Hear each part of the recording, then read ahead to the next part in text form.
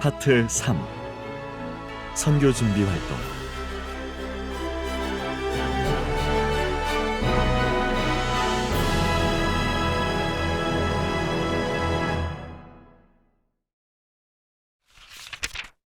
초기 서울 체류와 호남 선교 기획. 제물포에 도착한 레이놀즈 일행은 그 길로 작은 배를 타고 한강을 거슬러 서울로 이동했다. 패시 볼링 등 여자 선교사 3명은 아래칸에서, 레이놀즈를 비롯한 남자 선교사 3명은 갑판에서 밤새 찬바람에 시달려야 했다. 그들은 11월 4일 동이틀 무렵 한강변에 도착할 수 있었다. 그곳에는 사무엘 마페 등 북장로교 선교사 3명에서 4명이 마중 나와 있었다. 그들은 레이놀즈 일행의 도착 사실을 미리 알고 있었던 것이다. 그리고 일단 북장로교 선교사들의 주택에 여장을 풀었다. 일주일 뒤인 11월 11일, 미국 남장로교 한국선교부가 공식 조직되었다. 선교부는 선교사들의 전체로 구성되며 그 하위에 여러 개의 스테이션을 두고 있었다.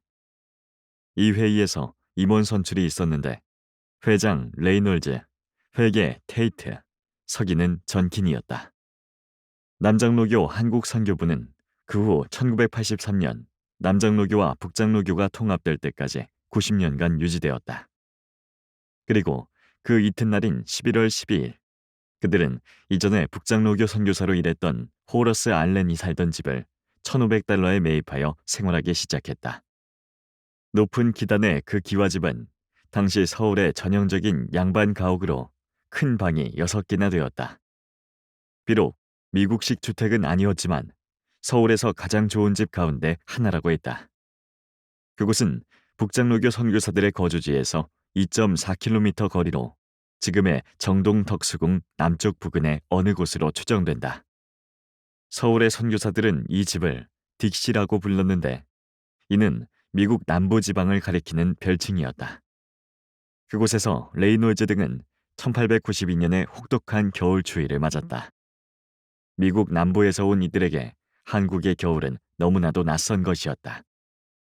한국에서 첫 성탄절을 보낸 레이놀즈는 곧바로 북장로교의 사무엘 마펫과 함께 말을 타고 서울에서 160km 이상 떨어진 충청도의 공주와 전라도의 전주를 돌아보았다. 1893년 1월 28일, 레이놀즈는 북장로교 선교사 빈튼의 집에서 조직된 장로교 선교부 공의회의 의장으로 선출되었다. 또 이 회의에서 남장로교는 전라도와 충청도를 맡아 선교하기로 결정했다. 미국 남부 출신인 그들에게 기후를 고려하여 역시 한국의 남서쪽 지역을 맡긴 것으로 이해된다. 당시 충청의 인구는 122만, 호남의 인구는 145만이었다. 선교구역이 정해졌지만 남장로교 선교사들은 계속 서울에 체류했다. 한국어를 습득해야만 했기 때문이다. 당시 지방에는 한국말을 배울 만한 환경이 조성되지 않은 상태였다. 선교사 공동체는 서울에만 형성되어 있었다. 그래서 남장로교 선교사들은 정보 공유와 한국어 공부, 그리고 토지 매입 등의 선교 준비를 위해 1년 이상 서울에 거주했던 것이다. 한국어를 히드라라고 부를 정도로 선교사들은 그것을 배우는데 애를 먹었다. 그래서 그들은 개인적으로 한국인 교사를 채용하여 1:1 교습을 받기도 했다. 이때 레이놀즈의 한국어 선생은 정혜원이었고 전키는 장인택이었다. 그중 레이놀즈가 가장 빨리 한국어를 배웠다.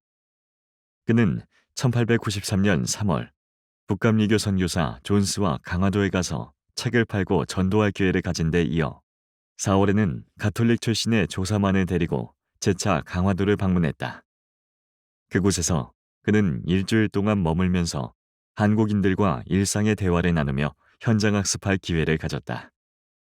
그런데 어느 날 한 남자가 빈정거리는 말투로 그에게 이름이 뭐냐, 몇 살이냐, 조선에 온 지 얼마나 되느냐고 빠르게 물었다. 물론 그 강화도 사람은 레이놀즈가 한국어를 잘 모를 것이라고 생각하고 질문했던 것이다. 하지만 그는 전통적인 한국어로 5달하고도 보름 되었소라고 답변했다. 그러자 그 남자는 화들짝 놀라면서 서양인이 6개월 만에 이렇게 한국인처럼 말할 수는 없다라고 말했다. 레이놀즈는 그저 한국인 교사에게 배운 대로 했을 뿐이라며 겸손해했다. 또 레이놀즈는 언더우드와 함께 길거리에서 한국어로 전도하기 시작했고 정동제일교회에서 한국 교인들을 대상으로 설교하는 기회도 생겼다. 강화도 방문 직후 북감리교 선교사 올링거가 주일 설교를 부탁하자 처음에는 망설였지만 곧 그것을 수락하고 일단 영어로 설교를 준비한 다음 다시 어학교사의 도움을 받아 한글로 바꾼 다음 매일 그것을 읽으면서 발음을 교정받았다. 그리고 일요일 예배 시에 준비한 원고를 읽으면서 19분간 한국어로 설교했다. 한국에 온 지 6개월밖에 안 된 신참 선교사가 공식 예배에서 설교를 한다는 것이 매우 이례적이었음에도 레이놀즈는 무난하게 그 일을 수행했다. 1893년 6월, 레이놀즈는 자신의 조사 정혜원을 전주에 내려보냈다. 그 전에 남장로교 선교사들은 만주의 존 로스에게 세례를 받은 후 당시 북장로교의 한국인 전도인으로 왕성한 활동을 하고 있던 서상륜을 조사로 채용하려 했지만 여러 가지 사정으로 무산되었다. 그 다음 물망에 오른 사람이 바로 서울 출생으로 북장로교 선교사들에게 한국어를 가르친 적이 있는 정혜원이었다. 레이놀즈는 그에게 전주로 가서 임시 선교 거점을 확보할 것을 부탁하고 필요한 경비와 여비 등을 지급했다. 그러니까 정의원은 남장로교의 한국인 대리인으로 레이놀즈 등 선교사들의 원만한 정착을 위해 투입된 준비 책임자였던 것이다. 그는 전주로 가서 완산 은송리의 집 한 채를 52냥에 사들였다. 이 집을 중심으로 하여 그 일대는 10여 년 뒤 레이놀즈가 전주 화산으로 스테이션을 옮길 때까지 선교 거점으로 사용되었다. 레이놀즈가 정예원을 전주에 파송한 것은 그곳에 가장 먼저 스테이션을 건설하겠다는 의지의 표현이었다. 전주는 호남에서 가장 큰 도시였고 또 전라 가명의 소재지였다. 호남의 역사와 문화의 중심지였고 행정적인 수부로서 지역의 모든 것을 지배하는 도시였다. 남장로교 선교사들은 초대교회 시절 선교 거점이었던 안디옥이나 에베소를 떠올리며 마찬가지로 전주를 그러한 선교의 도시로 만들고자 했다. 그런데 1893년 여름에 높은 습기와 더위를 견디지 못하고 레이놀즈가 알아눕게 되었다.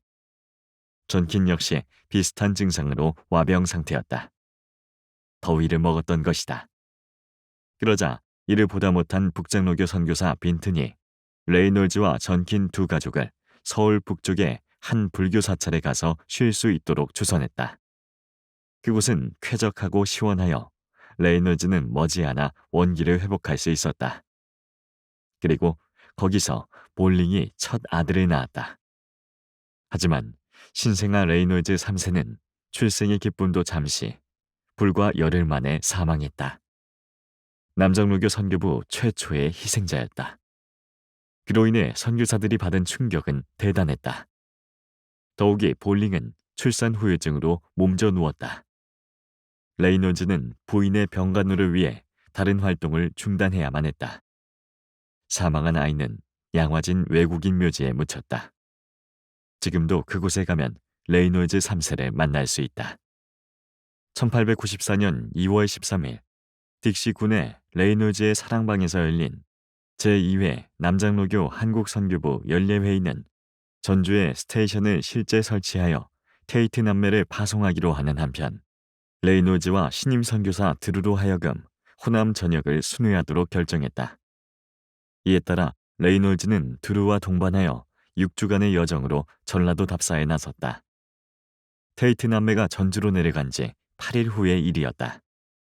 드루는 3월 12일 서울에 도착하여 여장을 푼 지 보름 만에 다시 지방 순회에 들어갔던 것이다. 1859년생인 그는 남장로교 최초의 의료 선교사로서 햄던 시드니 대학과 펜실베이니아 대학 약학과 그리고 버지니아 의대에서 공부한 엘리트였다.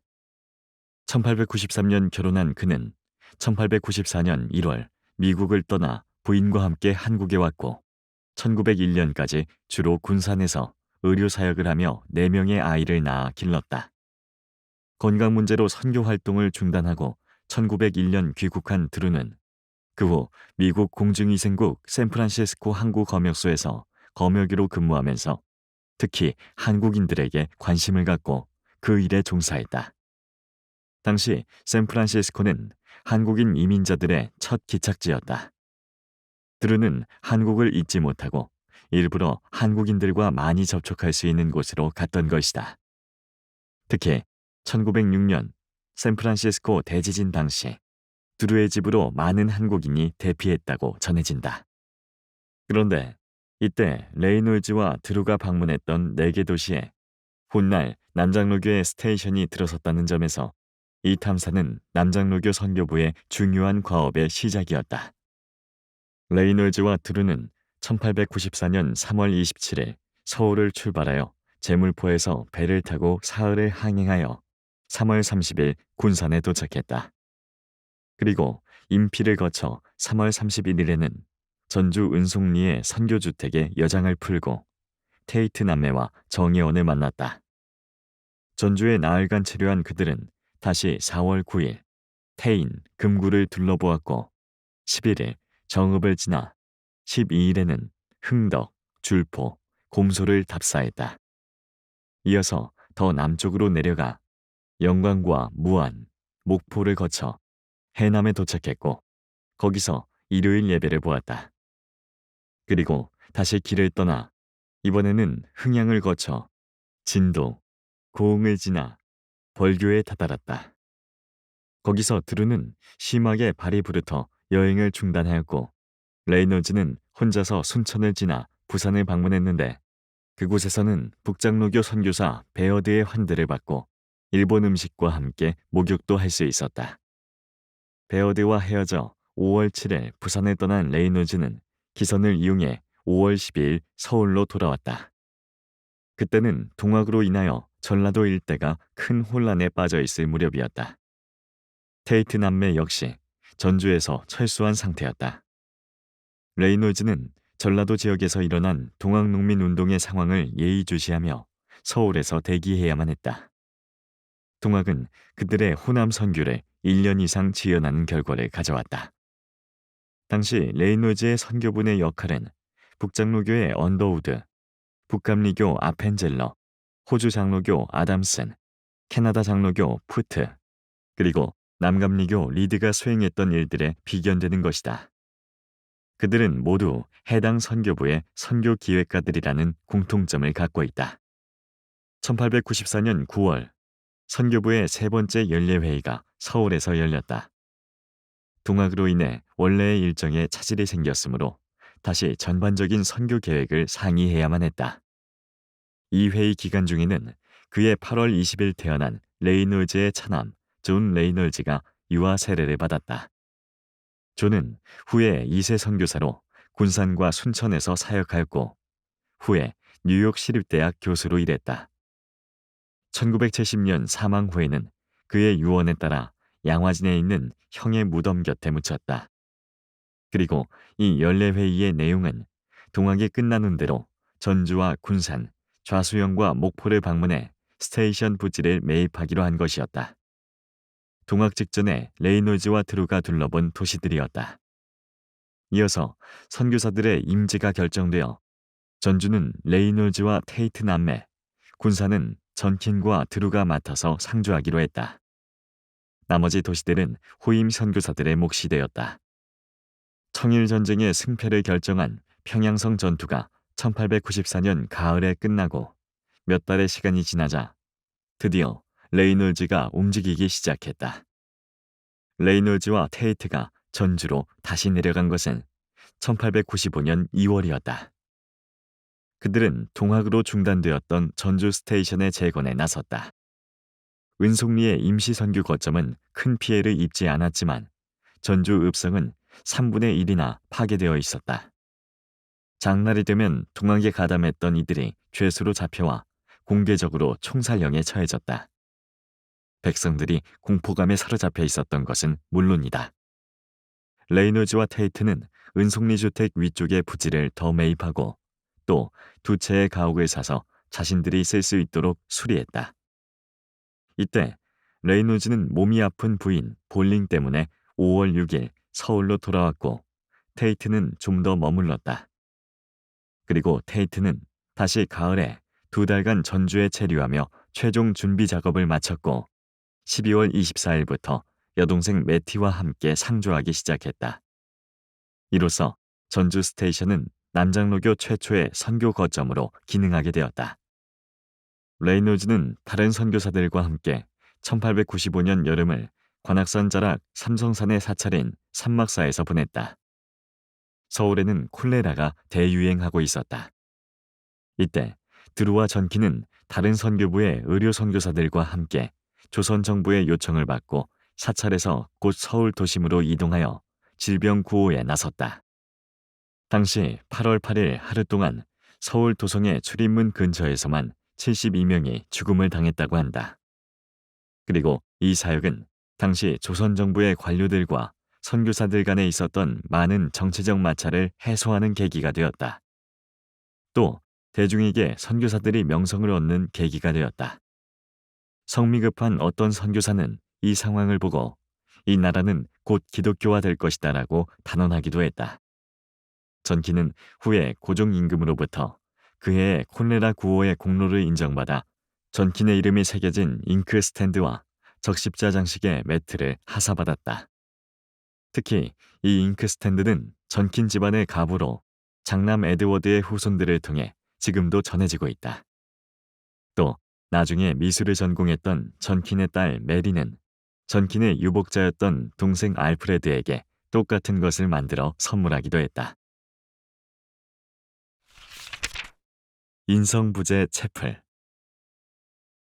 1896년 초 본격적인 호남 선교 돌입 전까지 1892년 11월부터 약 3년 동안 남정루교 선교사들이 수행했던 선교 활동은 크게 두 가지로 나누어 볼 수 있다. 첫째는 앞서 살핀 것처럼 전라도 정착을 위한 한국어 습득, 스테이션 도시 답사, 부지 및 가옥 매입 등의 선교 준비 활동이었고, 둘째는 바로 그 기간 동안 살았던 서울에서 한국인들을 대상으로 직접 선교 활동을 펼친 일이었다. 즉, 레이놀즈와 데이비스는 인성부제 채플을, 전킨과 드루는 서소문 채플을 조직하여 각각 3여 년 동안 목회했다. 데이비스는 1893년부터 계속 딕시에서 여성과 어린이 사역을 하다가 1894년 4월 북장로교 선교사 수전 도티의 집으로 이사하여 함께 활동하기 시작했다. 그때 데이비스는 미혼으로서 결혼한 부부들이었던 레이놀즈네 그리고 전킨네와 같이 사는 것이 당시 한국인들의 관습으로 보면 비정상적인 것으로 비춰질 수 있기 때문이었다. 도티의 집은 북장로교의 선교 구내인 정동에 있었다. 1895년이 되자 데이비스는 도티의 제안으로 북장로교 서울 스테이션의 여성교육기관인 정신여학당에서 20에서 30명의 학생들을 가르치며 사역했다. 그리고 일요일에는 다시 자신의 방에 여성과 어린이를 모아놓고 예배드리기 시작했다. 그때쯤 데이비스는 인성부제 부근으로 거처를 옮긴 것으로 보이는데 얼마 후 이 모임은 레이놀즈가 가세하면서 남장로교의 서울교회라고 할 수 있는 인성부제 채플로 발전했다. 인성부제는 조선 선조의 칠남인 인성군이 살았기 때문에 붙여진 지명으로 한자로는 인성현이라 적었다. 데이비스가 시작한 인성부제 채플에서 레이놀즈는 1895년 8월 25일부터 매주 2번씩 설교하기 시작했다. 처음에는 아이들 위주로 모였으나 점차 성인들이 나오면서 목사인 레이놀즈의 예배 인도가 필요했던 것이다. 또 레이놀즈는 그의 가을과 겨울 동안 인성부제를 중심으로 사랑방 사역과 길거리 전도를 병행했다. 그는 지병으로 누워있는 노인을 방문해 함께 기도하며 대화를 나누었고 어느 양반집 사랑방에서 만난 청년들에게 인성부제 채플에 나올 것을 권유했다. 그들에게는 기독교 관련 소책자를 나누어 주었다. 그렇게 전도를 계속하자 간혹 채플을 방문하는 이들도 있었다. 시간이 좀 더 흐르면서 8명 정도의 한국인들이 인성부제 채플에 나오기 시작했다. 그 숫자는 유동적이어서 어떤 때는 두세 명, 또 어떤 때는 한 명도 나오지 않았다. 그리고 다시 사람들이 조금 늘어나 남자 2명에서 3명, 여자 6명에서 8명이 되었고 급기야 남자 10명에 여자 10명에서 30명이 출석하게 되었다. 오전에는 남자들이 많이 나왔고 밤에는 반대로 여자들을 더 많이 볼 수 있었다. 그래서 레이놀즈가 그들 중 선별해서 18명을 문답해 보니 남자 1명과 여자 1명이 기독교에 대한 확신을 가지고 있었다. 레이놀즈는 그 2명에게 세례를 베풀었다. 그 외에 다른 이들은 지은 죄가 있어서 세례를 받지 못했거나 몇은 감리교회로 가기도 했다. 해를 넘겨 1896년 가을에는 4명에서 5명의 여자가 세례를 줄 것을 요청했다. 그래서 레이놀즈는 1897년 봄부터 평일에 성경 공부반을 열어 이들에게 가장 기초적인 주기도문부터 가르치기 시작했다. 부인 볼링 역시 데이비스와 함께 주일학교를 운영하면서 여성 어린이 사역을 지원했다. 이렇게 1897년 상반기까지 일요일에는 2번의 예배를 인도하고 또 주일학교와 수요기도회, 토요일 밤의 직원회를 주재했다. 세례식도 계속되어 1897년 초봄에는 8명을 문답하여 그중 5명에게 세례를 주었다. 인성부제 채플은 1896년과 1897년 데이비스와 레이놀즈가 각각 자신들의 임지인 군산과 전주로 가면서 1895년 4월 내한한 유진 벨이 이어받았고 그 후 다시 벨이 목포로 가면서 북장로교 선교사인 웰번에게 넘겨졌다. 그리고 레이놀즈는 1896년 2월 3주간의 일정으로 목포 스테이션 설치를 위한 부지 구입차 목포를 방문했다. 그는 유진 벨과 함께 연안 증기선을 타고 제물포에서 목포로 이동했다. 아관파천이 있던 바로 그날이었다. 2월 11일 레이놀즈는 50일엔을 주고 목포의 요지를 사들였다. 2달 후 이 항구는 자유무역항으로 선언될 예정이어서 기대가 컸다. 성경 번역 시작. 그런데 인성부제 세플 사역에 힘을 쏟고 있던 레이놀즈에게 새로운 그리고 놀라운 사역의 기회가 찾아왔다. 한글 성경 번역 사업을 위해 내한 선교사들로 조직된 조선상임 성서 실행위원회가 그를 공인번역위원회의 위원으로 위촉했던 것이다. 공인번역위원회는 한글 성경 번역과 개정 작업의 실무를 담당하고 있었다. 레이놀즈는 1895년 10월 14일부터 공인번역위원회의 번역자로 참여하였고 이러한 역할은 그가 은퇴하는 1937년까지 오랫동안 계속되었다. 레이놀즈는 당시 한국에서 활동하던 선교사들 가운데 어학 능력이 가장 뛰어난 사람이었다. 그는 미국에서 공부한 고전어와 서양 언어뿐 아니라 한국어도 유창하게 구사했다. 또 어학에 타고난 재능도 있었지만 한국어를 배우기 위해서 끊임없이 노력했다. 1894년 봄에 호남 탐사 중 기록한 그의 일기와 메모에서 모든 고유 명사를 한글로 기록했을 뿐 아니라 사실상 구경문 혼용체라고 할 수 있을 정도로 한글을 많이 섞어 사용했다. 그리고 그 수첩 뒤에는 한글 발음법, 문법, 단어, 도량 단위와 셈법, 5단계의 높임말과 낮춤말 등이 자세히 기록되어 있다. 레이놀즈의 남장로교 동료였던 사무엘 위는 그의 한국어 실력에 견줄 사람이 없었다고 회고했다. 또 영국 성서공회 조선지부장으로 오랫동안 레이놀즈와 번역 사업을 함께했던 휴 밀러는 그가 정확한 학문과 최고의 한국어 실력을 갖췄다고 평가했다. 레이놀즈는 세계적인 선교운동가이자 SVM 의장이었던 존 모트, 북장로교 선교부의 특별 대표로서 대부흥 운동의 단초를 제공했던 하워드 존스턴, 이토 히로부미가 초청했던 예일대학 교수 조지 레드가 한국을 방문했을 때 통역을 맡았다. 또한 그가 1907년 6월 평양신학교 첫 졸업식에서 축사를 하거나 그해 11월 서울의 YMCA 회관 정초식에서 연설을 한 것도 유창한 한국어 구사력과 관련이 있었다. 이런 점에서 레이놀즈가 성경 번역에 참여한 것은 당연한 일이었다. 한국에 온 지 3년밖에 안 된 레이놀즈가 번역위원회에 들어간 것은 그만큼 다른 선교사들이 그의 어학 능력을 높이 평가했기 때문일 것이다. 앞서 살펴본 대로 전문적인 언어학적 지식이 풍부했던 레이놀즈는 한국어의 언어 체계, 문법, 어휘 등에 대하여 정확히 알고 있었다. 레이놀즈는 마태복음 교정을 시도하면서 성경 번역에 착수했다. 그리고 한국에서 발행된 모든 소책자 읽기를 시도했다. 그 후에는 로마서, 갈라디아서, 에베소서, 빌립보서, 야고보서, 요한 1, 2, 3서를 교정했다. 레이놀즈는 로마서를 교정했던 1896년 가을에 2달 동안 자신이 가장 열심히 일한 순간이었다고 회고한다. 그는 아침부터 저녁까지 번역 작업에 매달렸다. 비 오는 날에는 조사 이승두와 점심도 함께 먹었다.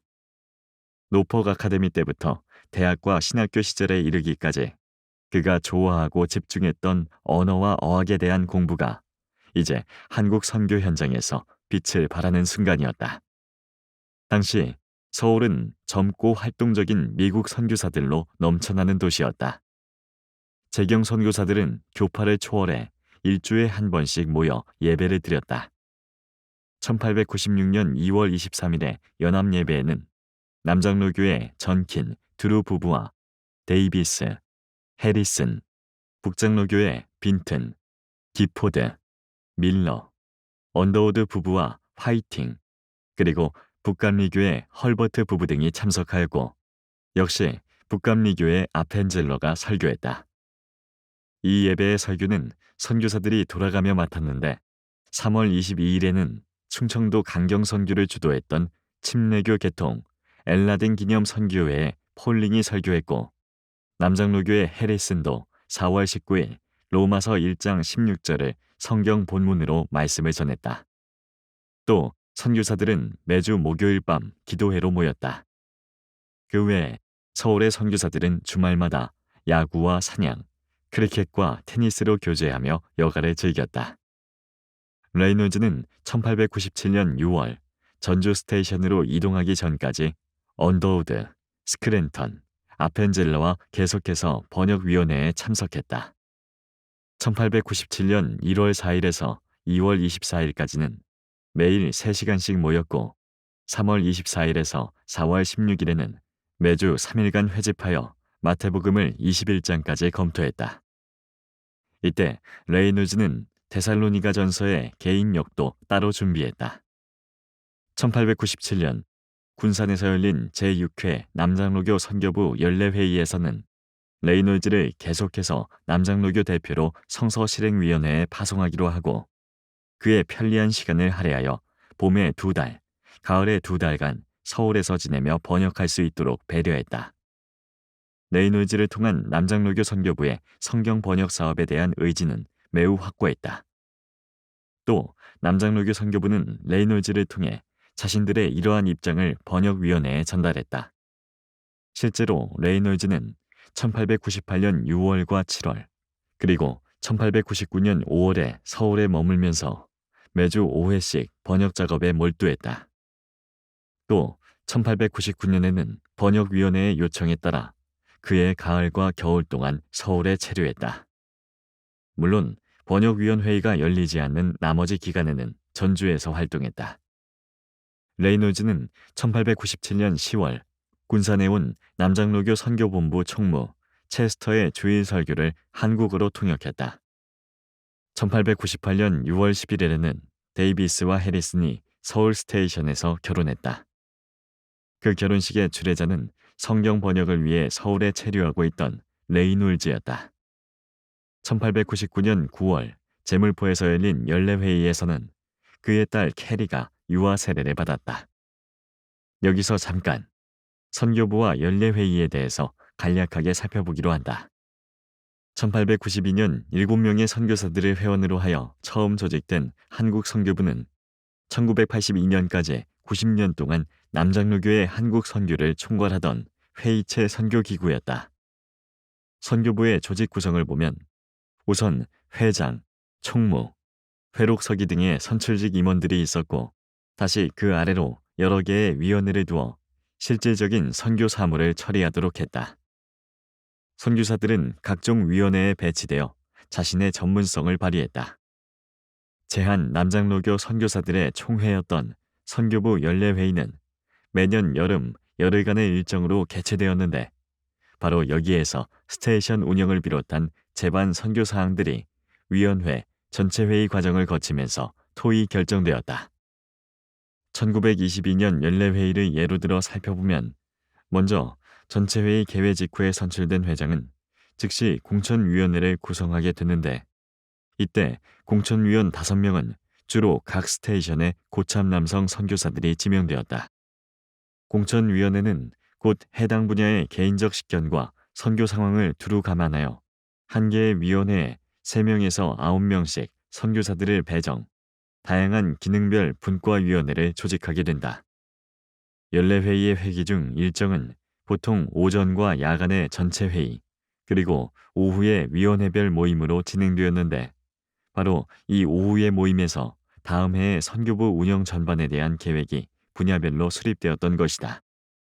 즉, 오전의 전체 회의에서 본국 선교본부의 선교 정책이나 국내외 다른 선교부들의 사업 제휴 요청 등을 담은 통신문을 낭독하고 스테이션별로 지난 사역에 대한 보고와 향후 활동에 대한 지원 요청을 문서로 제시하면 회장은 그것을 사안에 따라 해당 15개 위원회에 회부한다.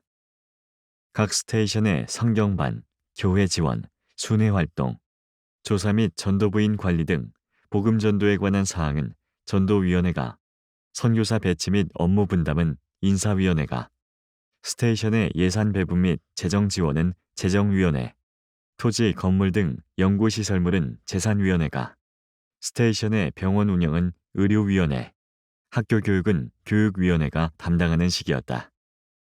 그 외에도 언어위원회, 규칙위원회, 성서위원회, 선교사 자녀 교육위원회, 나병원위원회, 출판위원회, 임시위원회, 도서실위원회 등이 더 있었다.